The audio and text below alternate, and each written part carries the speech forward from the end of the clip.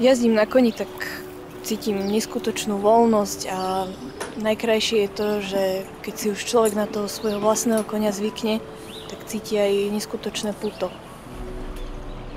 Pokiaľ človek začne tým zvieratám rozumieť, každý je úplne iná osobnosť, každý jeden je rozumný, jeden je úplný šialenec a proste keď toto človek pochopí, že tie zvieratá sú osobnosti a začne aj toho konia vnímať ako svojho priateľa, tak príde na to, že jazdenie není len o tom, že či človek behá v jazdiarni dookola a vysadá na tú správnu dobu.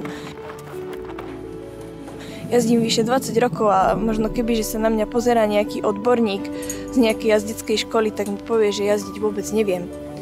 Ale viem, že ma to naplňa šťastím a myslím, že to je tá podstata, ktorú by mal každý jazdec zažiť.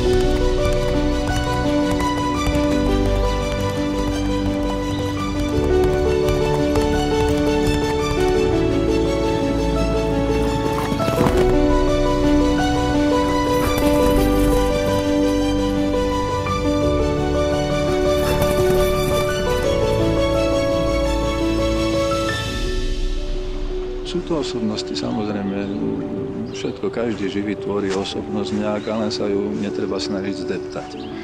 Ano, môže ma počúvať s tým, že sa ma bude báť, hej. Ja ho donútim k tomu, že bude robiť to, čo chcem, ale bude to robiť zo strachu. Lenže to je úplne na nič. Hej, to postupom času radosť to neprinesie. Jemu úplne, vôbec nie, hej, a vám takisto nie.